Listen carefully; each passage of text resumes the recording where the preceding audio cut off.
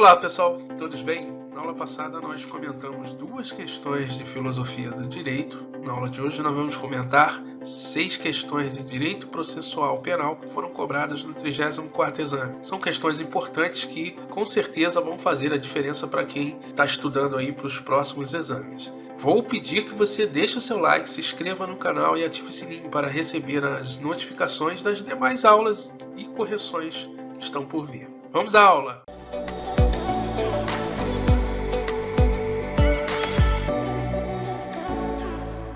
Vamos lá, pessoal. Vamos começar então a comentar 6 questões de direito processual penal que foram cobradas aí no 34º exame. Olha só. Lorena, em 1º de janeiro de 2019, foi violentamente agredida por seu companheiro Manuel, em razão de ciúmes do novo relacionamento, o que teria deixado marcas em sua barriga.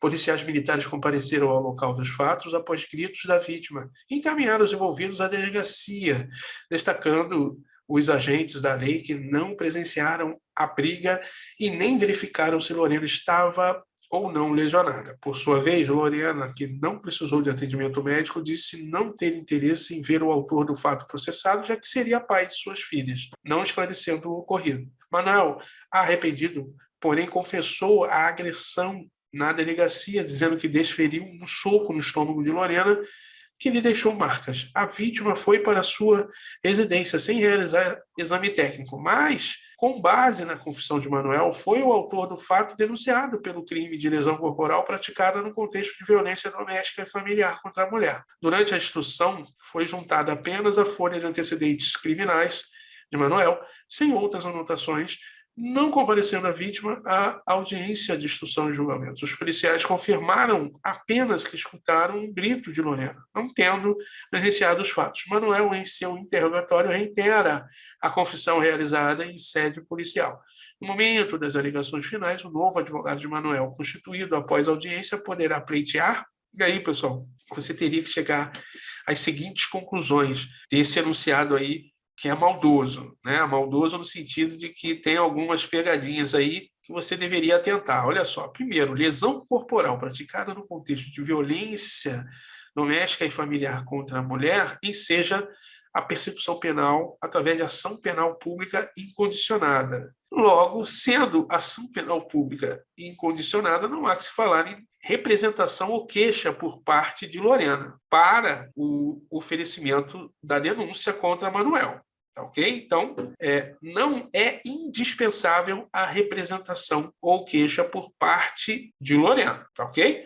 Outro ponto, nos crimes que deixam vestígios, e aí nós estamos falando do artigo 158 do Código de Processo Penal, é indispensável o exame de corpo de delito, direto ou indireto, não podendo supri-lo a confissão do acusado. Portanto, ainda que haja, nesse caso aqui, a confissão por parte de Manuel, o exame de corpo de delito é, sim, indispensável. Tá bom? Vamos ler, olha só. Quando a infração deixar vestígios, será indispensável o exame do corpo de delito, direto ou indireto, não podendo supri-lo a confissão do acusado. Parágrafo único. Dar-se-á prioridade à realização do exame de corpo de delito quando se tratar de crime que envolva violência doméstica e familiar contra a mulher. Tá ok? Artigo 129, parágrafo 9º, nós vamos falar sobre a lesão. Olha só, se a lesão for praticada contra ascendente, descendente, irmão, cônjuge ou companheiro,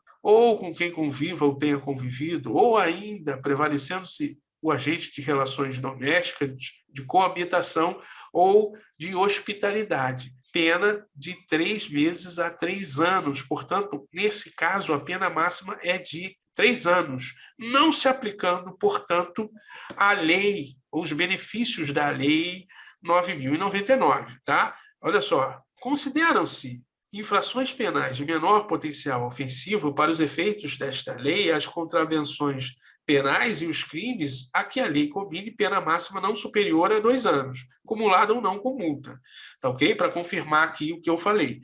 E o artigo 89 da Lei 9.099 trata da suspensão condicional da pena. Olha lá, nos crimes em que a pena mínima combinada for igual ou inferior a 1 ano, abrangidas ou não por esta lei, o Ministério Público, ao oferecer denúncia, poderá propor a suspensão do processo por 2 a 4 anos, desde que o acusado não esteja sendo processado ou não tenha sido condenado por outro crime, presentes os demais requisitos que autorizariam a suspensão condicional da pena. Tá ok? Então, de posse dessas informações, nós vamos para as assertivas. Olha só. Letra A absolvição sumária de seu cliente, tendo em vista que não houve a indispensável representação. Olha só. Nesse caso, a representação por parte de Lorena, ou representação ou queixa, né, é dispensável, tá? Por quê? Porque trata-se de ação penal pública incondicionada, tá ok? O examinador quis te pegar aqui, tá? Letra B. A nulidade da decisão que recebeu a denúncia, tendo em vista que não houve a indispensável representação. Ele vem de novo com essa ladainha, tá ok? Letra C é o gabarito da questão. Olha só. A absolvição de seu cliente diante da ausência de laudo indicando a existência de lesão, né, conforme preconiza o artigo 158 do Código de Processo Penal. Tá? Não podendo a confissão do acusado suprir tal omissão. Perfeito. Tá? Esse aqui é o gabarito da questão.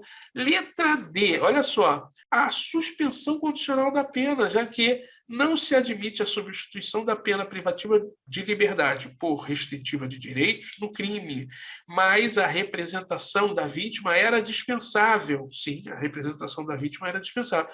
Assim como o corpo de delito era dispensável? Não, o corpo de delito não era dispensável, tá? Portanto, o gabarito é letra C. Vamos para a próxima. Olha lá, pessoal. Questão 65, prova tipo 1 branca. Matheus está sendo investigado por suposta prática de crime de uso de documento público falso. Após representação da autoridade policial, o juiz deferiu que fosse realizada a busca e apreensão na residência do investigado.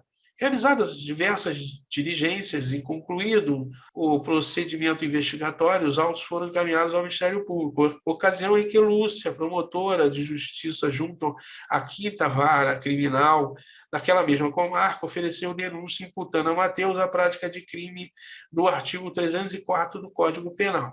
O magistrado recebeu a denúncia oferecida e a defesa técnica de Matheus foi intimada, após citação, para adoção de medidas cabíveis. Ocorre que o advogado de Matheus veio a tomar conhecimento que o denunciado devia R$ 2.000 a Lúcia, pois, em momento anterior, não havia prestado serviço contratado e pago pela promotora de justiça.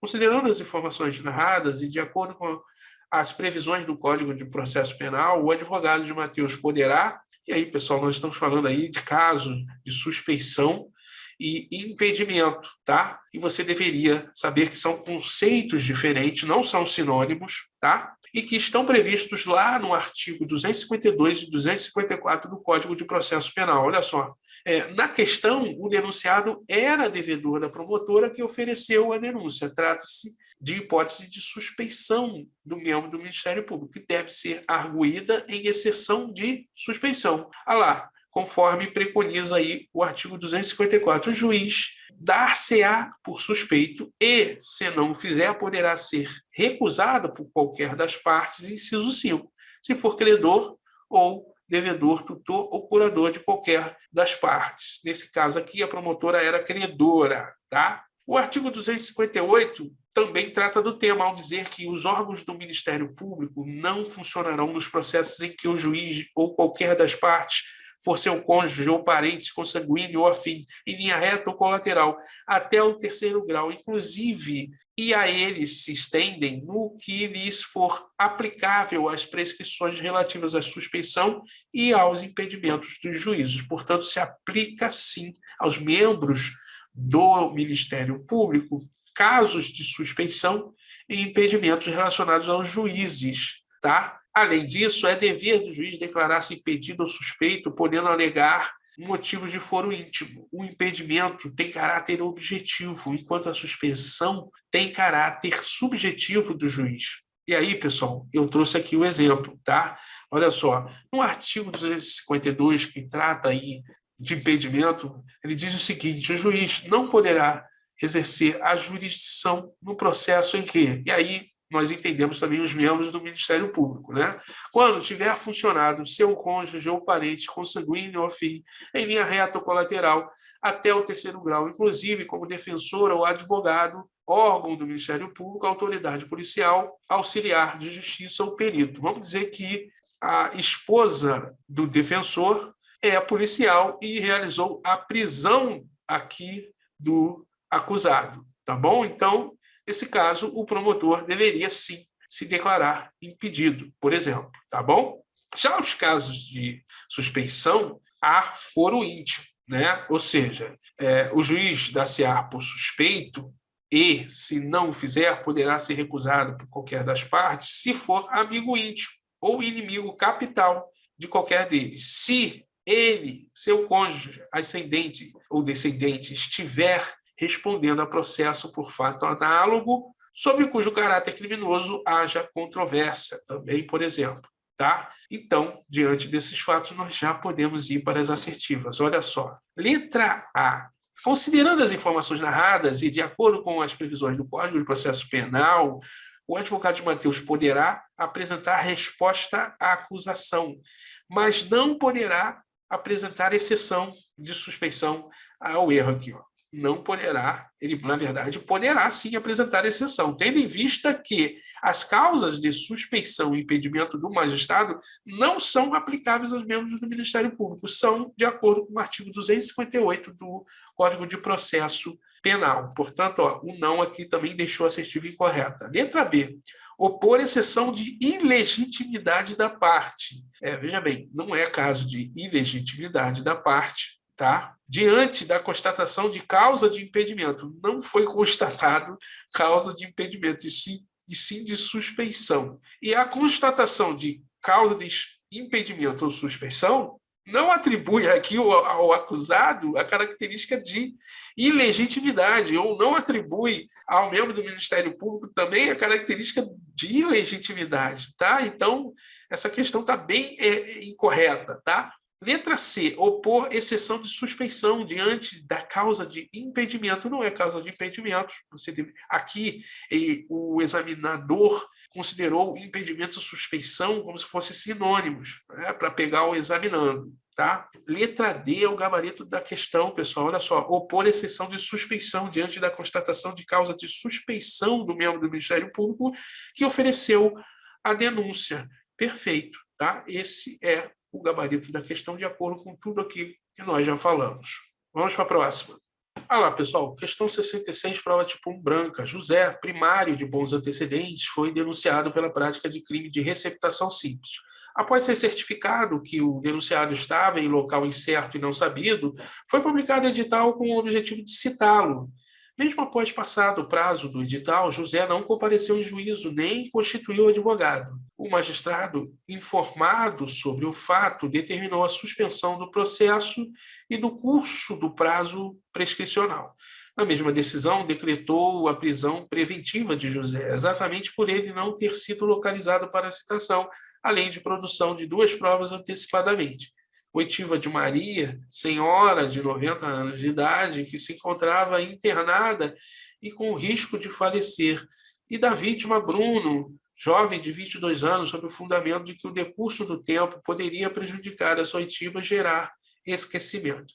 José, 10 dias após a decisão, veio a tomar conhecimento dos fatos e entrou em contato com seu advogado.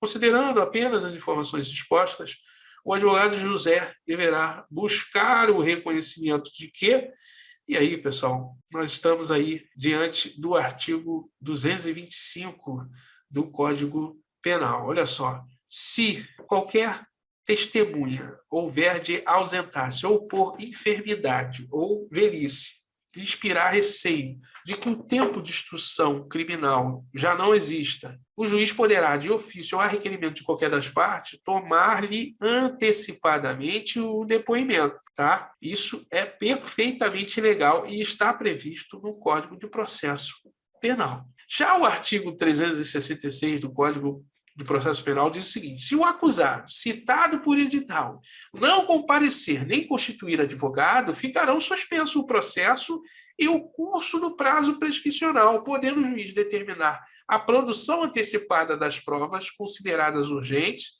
e, se for o caso, decretar a prisão preventiva nos termos do disposto no artigo 312. Tá? No artigo 313, ele diz o seguinte: nos termos do artigo 312 do Código Penal, se admitirá a decretação de prisão preventiva nos casos de crime dolosos punidos com pena privativa de liberdade máxima superior a 4 anos. Tá? Superior a 4 anos. O caso aqui, a pena máxima é de 4 anos. Portanto, não se aplicaria a prisão preventiva aqui no caso concreto. Tá bom? Além disso, a súmula 455 do STJ diz o seguinte: a decisão que determina a produção antecipada de provas com base no artigo 366 deve ser concretamente fundamentada, não a justificando unicamente o mero decurso do tempo. Né? No caso de Bruno, ele não está enfermo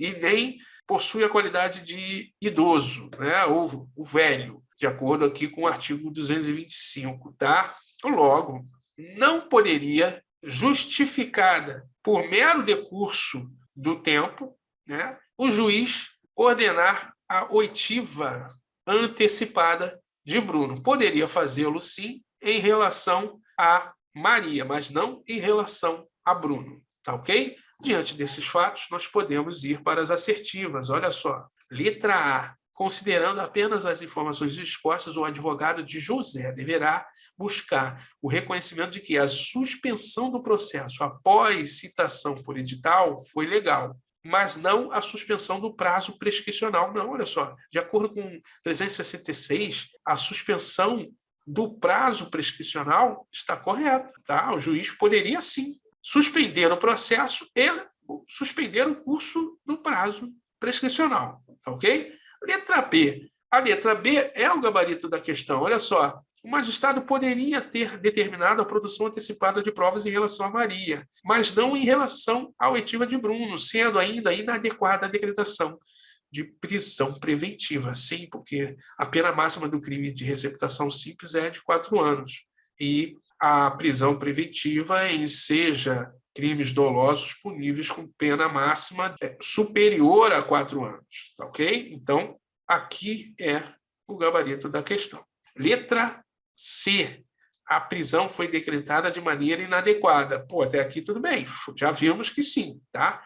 Mas a determinação da oitiva de Maria e de Bruno já vimos que não, tá? De Bruno, não. Letra D. Não poderiam ser produzidas quaisquer provas antecipadas. Poderia sim, já que Maria está enferma, tá?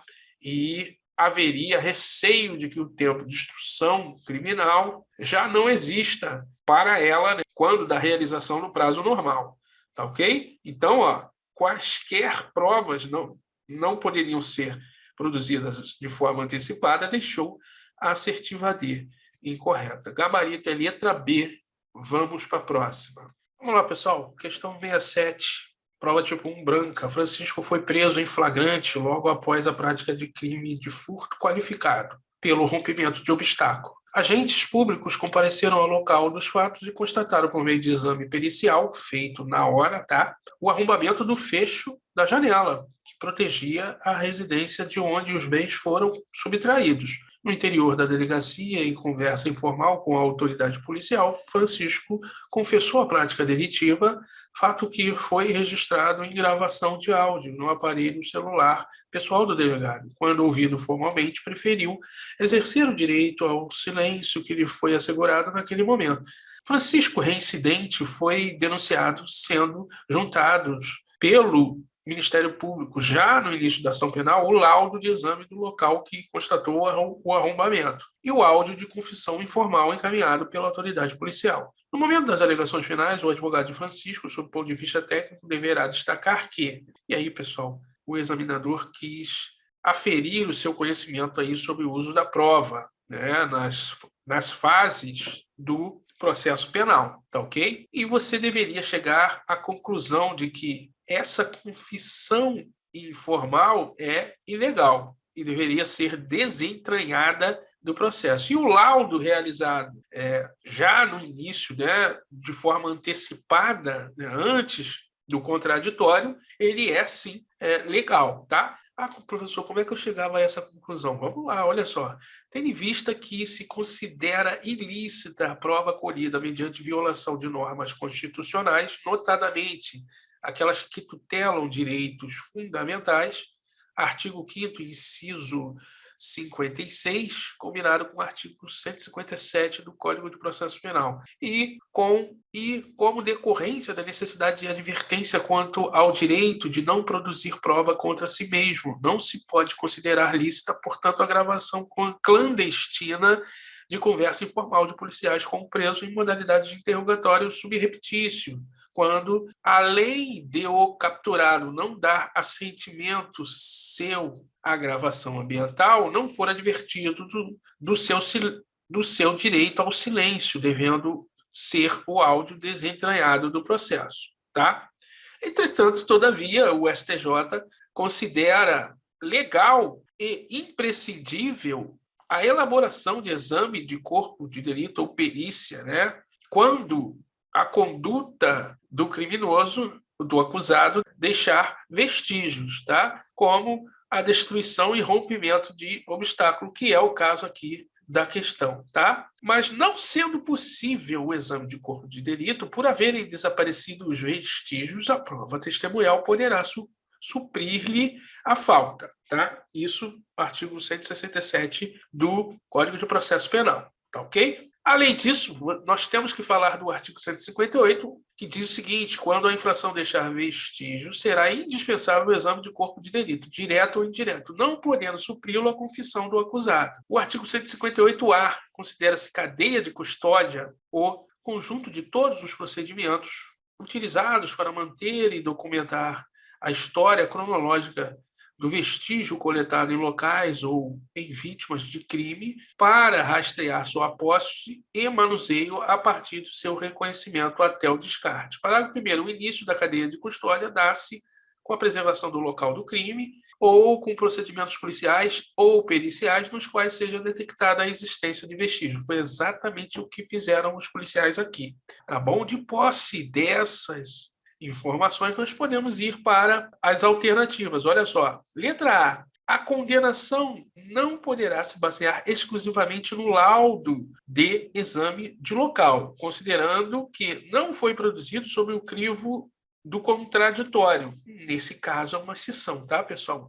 Não haveria necessidade de estar instaurado o crivo do contraditório, né? Tendo em vista que o artigo 158 e 158-A, parágrafo 1º, possibilitam aí a produção dessa prova de forma antecipada, tá ok? Continuando aqui. E o áudio acostado, apesar de não poder ser considerado prova ilícita. O áudio é sim considerado prova ilícita, já que atentou contra norma constitucional, direito individual aí do acusado. No caso aqui, Francisco, tá ok? Então, a alternativa A está incorreta, está totalmente incorreta, tá ok?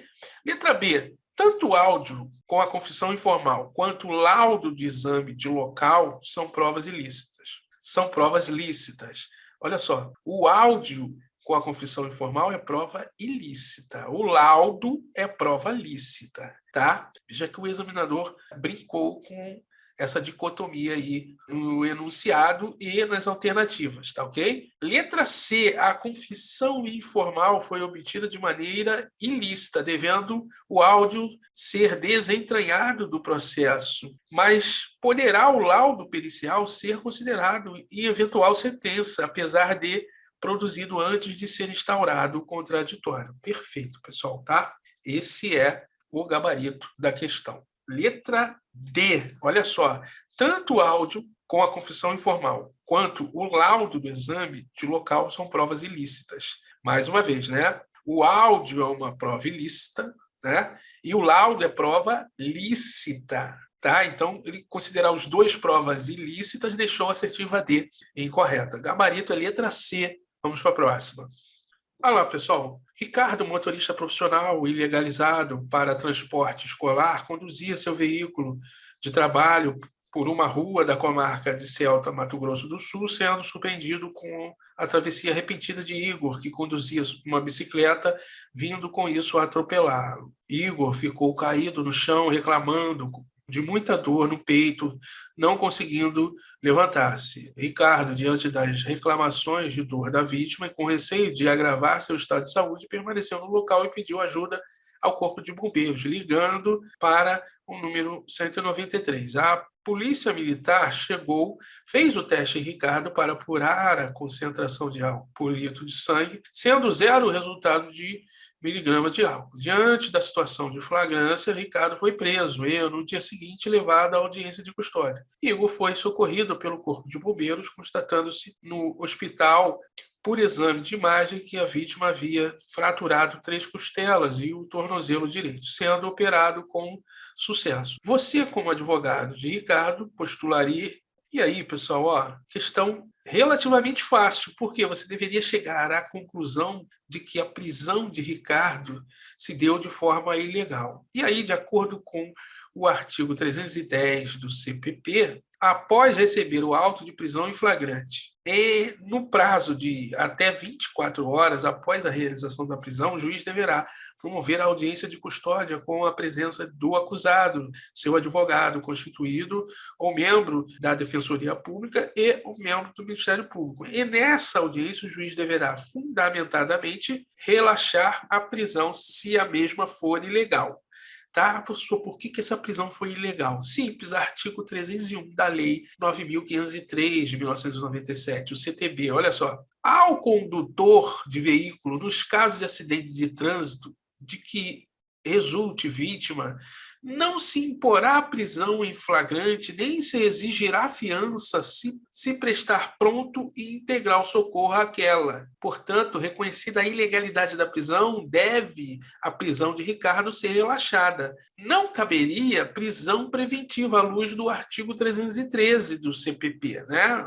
O artigo 313 diz que para decretação de prisão preventiva, o crime imputado ao acusado deve ser doloso e a pena privativa de liberdade máxima atribuída a ele deve ser superior a 4 anos. Nesse caso, se houve crime, ele, sem dúvida nenhuma, seria culposo. Então, não caberia prisão preventiva, tá?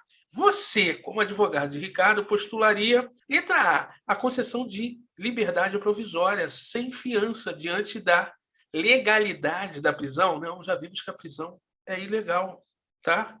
Letra B, somente a imposição de medida cautelar diversa da prisão consistente no comparecimento periódico em juízo diante da legalidade da prisão. Não, a prisão foi ilegal, só caberia o relaxamento. Você, como advogado, deveria saber isso e postular pelo que fosse melhor para o seu cliente, não é isso? Letra D, a concessão de liberdade provisória mediante fiança, arbitrado, menor valor legal diante da legalidade, não. A prisão foi ilegal. O gabarito, portanto, só poderia ser a letra C, que é a única assertiva que traz a flagrante ilegalidade da prisão de Ricardo. Gabarito é letra C. Vamos para a próxima. Olha lá, pessoal. Ao término da instrução criminal do processo em que Irineu foi denunciado pelo crime de homicídio doloso consumado, que vitimou Alberto, o advogado Irineu teve a palavra em audiência para fazer suas alegações finais, juízo de admissibilidade da acusação. No curso do inquérito policial, o delegado representou o juízo competente pelo incidente de insanidade mental. O laudo afirmou que na data em que o crime foi praticado, Irineu era inteiramente incapaz de entender o caráter ilícito do fato. Ouvidas as testemunhas arroladas na denúncia, Roberta, cliente que estava no bar em que aconteceu o crime, declarou que Irineu tinha traços semelhantes àqueles da pessoa que efetuou o disparo de arma de fogo, mas não poderia afirmar com certeza a autoria. No mesmo sentido, foi o depoimento de Laércio, que era garçom daquele estabelecimento comercial. Rui, que estava no caixa do bar, e Ana, gerente, disseram não ter condições de reconhecer o réu. Irineu sempre negou a autoria do homicídio. Você, como advogado ou advogada de defesa de Irineu em alegações finais, deve sustentar a tese de que... E aí, pessoal, Questão muito interessante, porque ela traz aqui o detalhe do detalhe, né? Olha só. Primeiro, o artigo 149, parágrafo 1º do CPP, diz que o exame poderá ser ordenado ainda em fase de inquérito, mediante representação da autoridade policial ou do juiz competente. Portanto, o delegado pode sim solicitar o exame de sanidade mental do denunciado, tá ok? Além disso, você também deveria conhecer o artigo 415 do Código de Processo Penal, que diz o seguinte: o juiz, fundamentadamente, absolverá desde logo o acusado quando demonstrada a causa de isenção de pena ou de exclusão de crime. Parágrafo único. Não se aplica o disposto no inciso 4 do caput deste artigo ao caso de inimputabilidade prevista no caput do artigo 26 do Código Penal, salvo quando esta for a única tese defensiva. Perceba que aqui a tese da inimputabilidade não é a única, já que há dúvidas sobre a autoria, né, do crime. Ou seja, há dúvidas sobre se Irineu é o autor do crime, já que todos dentro do bar não deram a certeza ou confirmaram a incerteza, né, em relação a Irineu. Tá ok? Além disso, eu trouxe aqui para vocês uma ilustração que eu vou colocar aí. Olha só, fases do rito especial do Tribunal de Júri. Então, nós temos duas fases. Nesse caso aqui, nós estamos na instrução preliminar. Nós temos a instrução preliminar e o plenário do Tribunal de Júri. A instrução preliminar, ela tem início com o recebimento da denúncia, tá? E o fim da instrução preliminar, ela pode se dar de 4 formas diferentes: em pronúncia, absolvição sumária, desclassificação ou pronúncia, tá? Você teria que ter essa noção. E o plenário se inicia com a sentença de pronúncia, após a instrução preliminar. E ela finda com o julgamento em plenário, tá ok? Diante disso, ou conhecendo isso, você saberia que na instrução preliminar, no rito do Tribunal de Júri, nós poderíamos ter 4 possibilidades: absolvição sumária, pronúncia, impronúncia e desclassificação. Nesse caso aqui, caberia a impronúncia de Irineu. Por quê? Porque o juízo tem dúvida da autoria do crime ou da materialidade do fato. Não ficou provada a autoria do crime. Tá? Não pode ser alegada a absolvição sumária. Por quê? Porque a absolvição sumária se dá quando o juízo chegou à convicção de que o réu é inocente, seja porque foi provada a inexistência do fato, seja porque foi provado não ser ele o autor ou partícipe do fato, seja porque o fato não constitui infração penal ou demonstrou-se causa de isenção de pena ou de exclusão do crime, tá? Então, não seria caso de absolvição sumária, porque há dúvidas, né, quanto à autoria do crime. Tá ok? Pronúncia, quando o juiz chegou à convicção da autoria do crime ou da materialidade do fato. Não ocorreu aqui. E impronúncia, sim, lá, quando o juízo tem dúvida quanto à autoria do crime ou materialidade do fato. Desclassificação, quando o juízo, por exemplo, reconhece a culpa e não dolo, né, do crime realizado aí pelo réu. Acontece que, nesse caso, não há dúvida em relação ao dolo. A dúvida é sobre a autoria do crime. Então, não seria caso de desclassificação, tá? Diante disso, nós podemos ir para as assertivas. Olha só, você, como advogado ou advogada de defesa de Irineu em alegações finais, deve sustentar a tese de... E aí, o examinador coloca nulidade do processo desde a decisão que determinou o exame de insanidade mental, pois o delegado não poderia representar pelo incidente de insanidade. O delegado poderia sim. Então, se ele poderia, também não há que se alegar nulidade. Fundamento, artigo 149, parágrafo 1º do Código de Processo Penal. Letra B, absolvição sumária em razão do laudo do exame de insanidade ter afirmado que Irineu era absolutamente incapaz por doença mental, sem condições à época de entender o caráter ilícito do fato. Sim, poderia alegar essa possibilidade, se não houvesse o parágrafo único do artigo 415 do CPP, que diz o seguinte: não se aplica o disposto no inciso 4 do caput deste artigo ao caso de inimputabilidade prevista no caput do artigo 26 do Código Penal, salvo quando esta for a única tese. Esta não é, no caso concreto aqui tratado na questão, a única tese. Então, não há que se falar em absolvição sumária com fundamento no parágrafo único do artigo 415. Letra C é o gabarito da questão, que diz: impronúncia de Irineu, posto que a prova testemunhal não revelou a existência de indícios suficientes de autoria. Beleza, a prova testemunhal realmente não revelou a existência de indícios suficientes de autoria. Tá ok? Letra D. Despronúncia em razão das declarações de Rui e Ana, que não reconheceram Irineu como autor do disparo de arma de fogo. Mas houve outras testemunhas que disseram ou declararam que Irineu tinha, sim, traços semelhantes àqueles da pessoa que efetuou o disparo da arma de fogo. Então, esse motivo não poderia gerar a despronúncia, tá ok? Ou impronúncia, ok? O que gerou a impronúncia foi a dúvida em relação à autoria. A prova testemunhal não revelou indícios suficientes de autoria, tá ok? Portanto, pessoal, o gabarito só poderia ser a letra C. Na letra B, a absolvição sumária de Irineu em razão da inimputabilidade seria pior para ele, no caso Irineu, em razão da medida de segurança que poderia gerar essa absolvição por inimputabilidade. O juiz poderia aplicar, no caso de inimputabilidade, medidas de segurança que seria pior do que a impronúncia. Ok? Perceba que o examinador foi no detalhe. Diante disso, o gabarito é a letra C, e com isso nós terminamos aí 6 questões de direito processual penal que foram cobradas no 34º exame. Um forte abraço, bons estudos.